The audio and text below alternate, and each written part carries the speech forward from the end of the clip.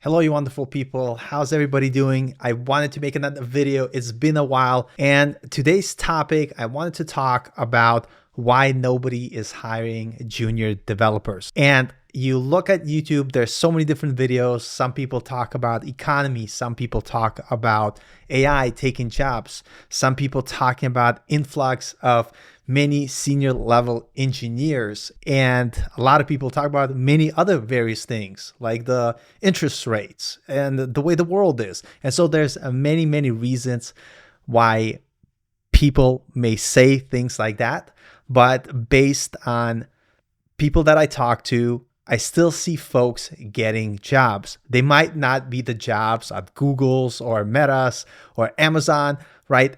They might be jobs at companies that you've never heard of. And maybe the pay might not be exactly what you were looking for because things are not the same like they used to be. I mean, I feel like it's always been hard to get a software engineering job, but some people think that back in the day, all you needed to do is learn React and all of a sudden you're just going to get hired. And that was never the case for me. I felt like every job interview I went to was a struggle and was really, really hard. But today I want to give you another take from what I've seen. And maybe this is just anecdotally why it might feel like folks are not hiring junior engineers. And to do that, I'm going to kind of tell you a little story. I remember when back in the day, I used to do construction work. And when I started doing construction, you actually start as an apprentice. So basically you have really low pay. And what you're doing is you're learning how to build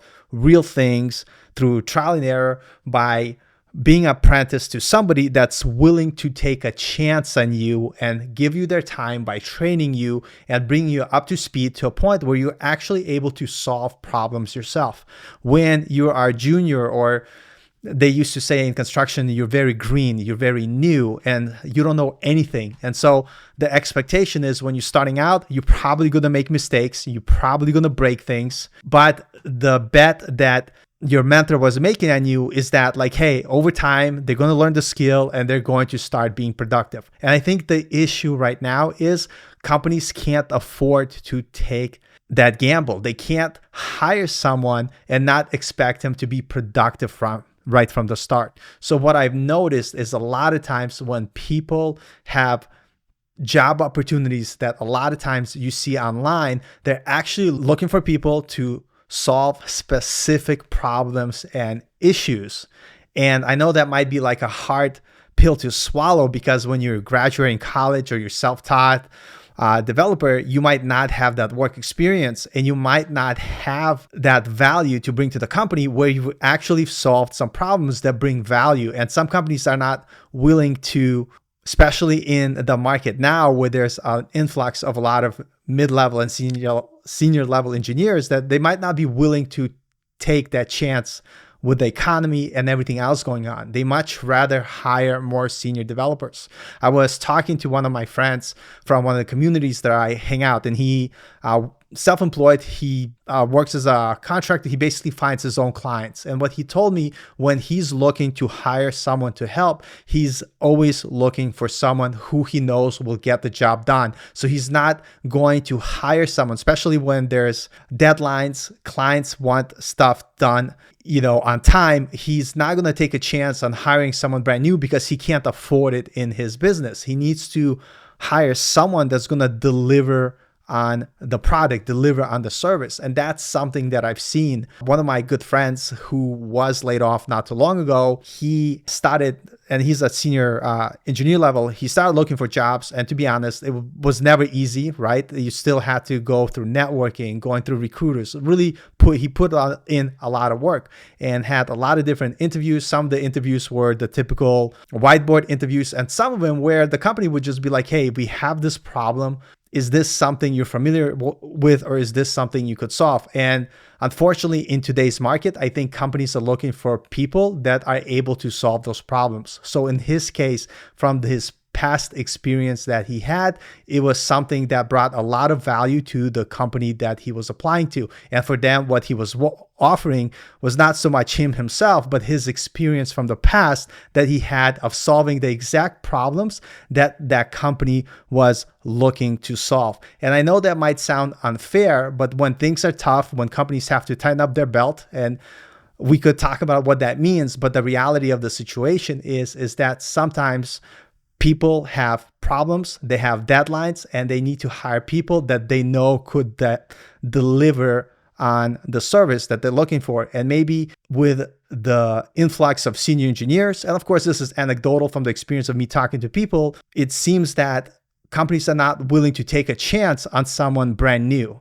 And that's why, especially like big companies that you're applying to, even at the company that I work at, a lot of times they have a need. They need certain types of engineers that don't bring the fact that they just know how to code, but they bring in the experience of the solution of building the type of system that we're looking to build at my company. So we're actually looking to hire people based on the previous experience that had of proven track record of solving problems. And I know it's not fair, because how do you start as a junior developer? How do you close that gap where you have something to offer to the company where it makes sense to hire? Well, with that being said, there's plenty of companies. They might not be like glamorous companies, but there's smaller companies, smaller agencies that need web developers, programmers that most people are just not applying to. And so you can find jobs at a junior level, and they're not going to be those six-figure salaries that a lot of YouTubers advertise. So the jobs are there. It's just, is it the job that you want to work?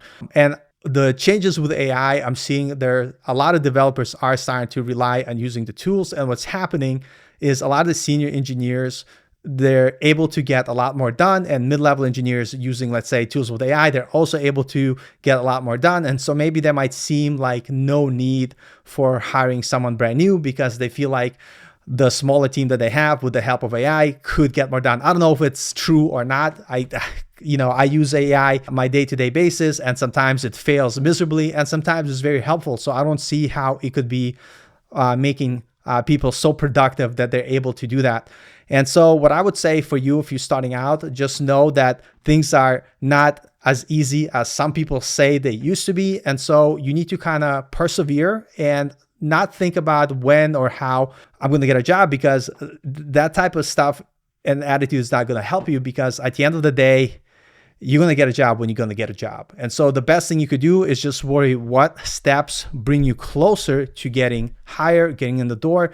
And what I would say in my case and how I got majority of my jobs, it's all been through networking and through socializing, having friends in the industry, talking to them, getting referrals from them, and just persevering and applying to as many jobs as you can, and not applying from the fact of just sending your resume blindly, but reaching out, following up with the companies, talking to the recruiters, trying to identify who are the people you should talk to. It is a hard process. But if you're just learning to code and you're thinking like, should you quit? Is it still worth it? I think if you enjoy programming, you enjoy building things, I think it's still a valid field to get into. I think what you need to understand that the way things work is shifting. The bar is being set a lot higher than they used to, because if you think about it, if something could be done, let's say with someone using ChatGPT to solve the problem, why do you need a person to do so?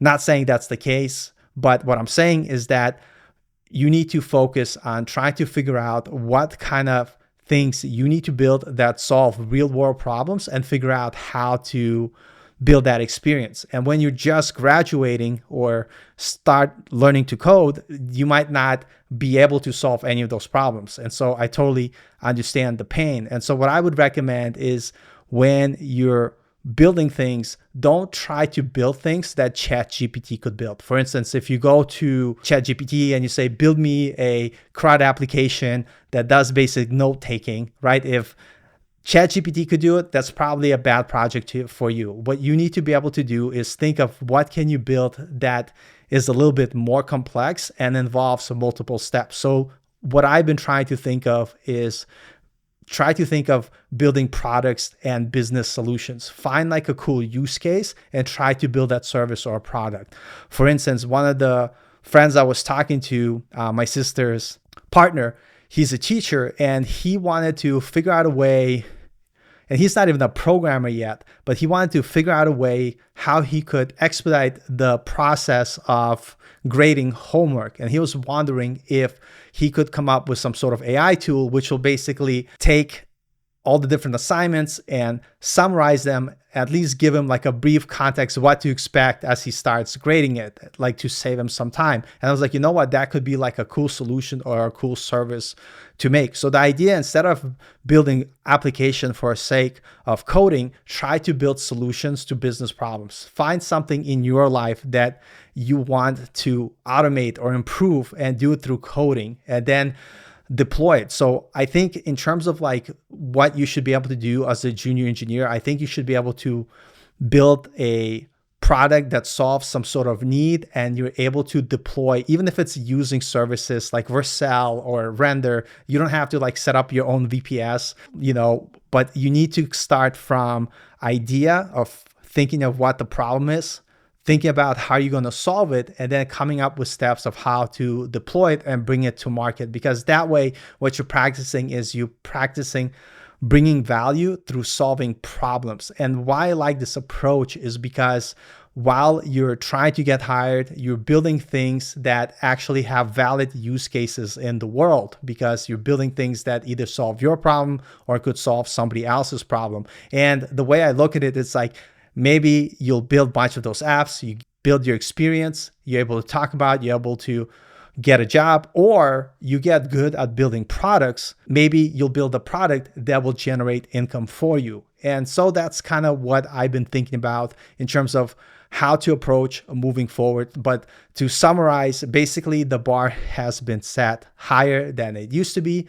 and you need to focus on thinking in a way where you're thinking as an architect, from being able to think of a full solution that you could build and deploy. And some people say, oh, that's a lot of steps, it's a lot of work, but unfortunately, that's the type of bar that is set. So by just learning how to write HTML, CSS, and JavaScript and building a simple CRUD app, I think that would be really hard to get a job with. And again, I'm speaking of this like anecdotally, but from what I've seen and when I hear people talk about interviews, a lot of their interviews have been specifically around what kind of problems have you solved, what has your experience been in your previous company, and what can you offer us that solves our immediate problem that we have. And so I would say focus on constantly deepening your programming and your development understanding, working on your critical thinking, not just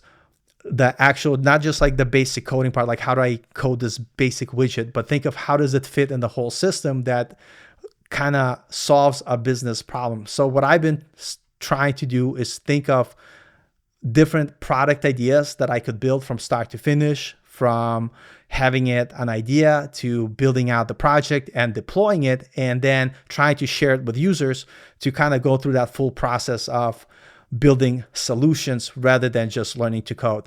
And I'd love to hear like your opinions. And I know there's going to be comments in the description like AI is going to take all our jobs. But here's the thing with AI.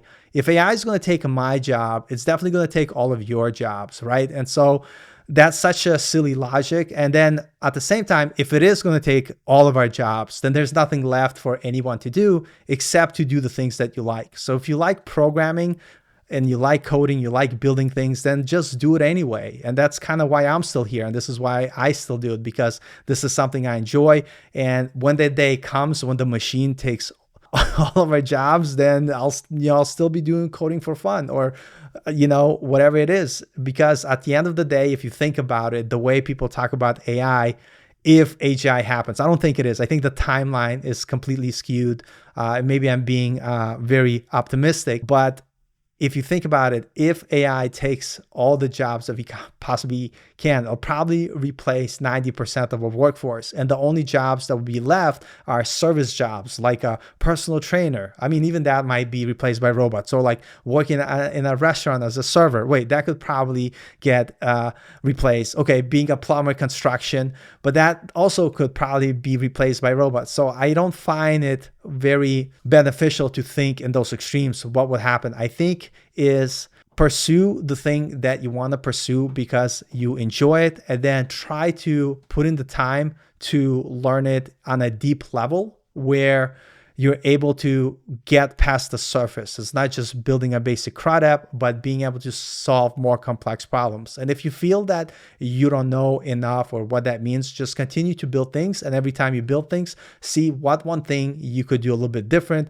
to take it to the next level. For instance, one of the applications that I was building, and weirdly enough, Notebook LM came out. I was like, oh, I don't need to build this thing anymore because it does the thing that, I wanted to do. But I consume a lot of YouTube. I also write a lot. And so what I wanted to do is I wanted to build a writing tool that allows me to add a bunch of references to different research content like YouTube videos, other documents, and allow me to like have context of all those documents and allow me to write stuff with the help of AI to quickly to be able to take my ideas and turn them into first drafts. Again, the goal was not to have AI fully create that content, but at least allow me to research things faster and write outlines and general drafts faster to be able to allow me to get to the final product faster because it would make my life easier. And so that was the app that I was working on. I'm still working on it because that's something that is useful for me. But I know there's